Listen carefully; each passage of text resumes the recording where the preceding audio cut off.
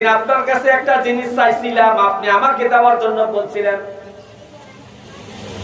আজকে আপনার হাত ধরে আমি বলতেছি, স্বামী গো, যে জিনিসটা আপনার কাছে চাইছিলাম আর এই জিনিসটা আজকে আমি আর চাই না।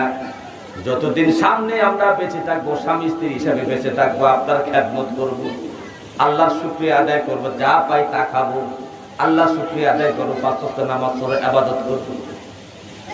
স্বামী বলতেছে, কি ব্যাপার স্ত্রী, আপনি তো তালাক চাইছিলেন, সুখে শান্তিতে থাকার পরেও আজকে অশান্তি, দুঃখে, কষ্টে থাকার পরে আজকে তালাক চান না, কারণটা কি? তিনি বলতেছে, স্বামী গো, মসজিদে নববীতে আমার নবীর একদিন ওয়াজ শুনতে যাইয়া নবীর জবান মোবারক একটা বয়ান শুনলাম। নবী বলছেন, হে আমার উম্মতেরা শোনো, আল্লাহ যাকে ভালোবাসে, আল্লাহ যাকে জান্নাত দিতে চায়, পরকালে আল্লাহ যাকে জান্নাত দিতে চায়, জান্নাতে যাদেরকে আল্লাহ প্রবেশ করানোর ইচ্ছা রাখছেন, দুনিয়ায় তাদেরকে দুঃখ কষ্ট রাখবেন, অভাব অনটন রাখবেন, অসুখ বিসুখে রাখবেন, বিপদ আপদে রাখবেন। আল্লাহ যাকে জান্নাত দিতে চায়, দুনিয়াতে আল্লাহ তাকে কষ্ট রাখবেন, অসুখ বিসুখে রাখবেন, অভাব অনটন রাখবেন, বিপদ আপদে রাখবেন, একটার পর একটা ঝামেলার মধ্যে তাকে লাগাই রাখবেন।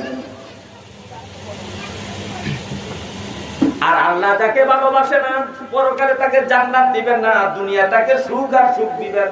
তার সর্দি হবে না, কাশি হবে না, অভাব হবে না, অনটন হবে না, বিপদ হবে না, দুর্ঘটনা হবে না, অ্যাক্সিডেন্ট হবে না, শান্তি আর শান্তি, সম্পদ আর সম্পদ, সম্পদ আর সম্পদ, উন্নতি আর উন্নতি, এমন অবস্থা রাখবেন দুনিয়াতে। কারণ পরকালে তার জন্য জাহান্নাম, জান্নাতের কোনো সুখ তার জন্য নাই।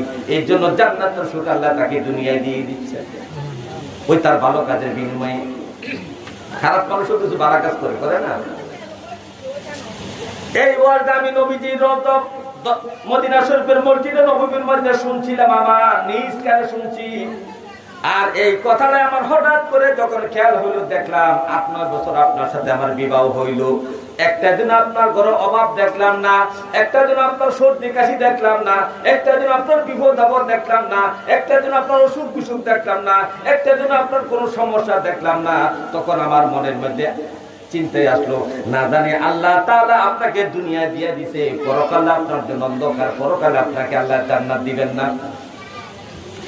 এই ভয় আসার কারণে আমি আপনার কাছে তালাক চাইছিলাম, কারণ আপনাকে পরিত্যাগ করে আমি অন্য একটা আল্লাহর বান্দাকে আমি বিবাহ করব।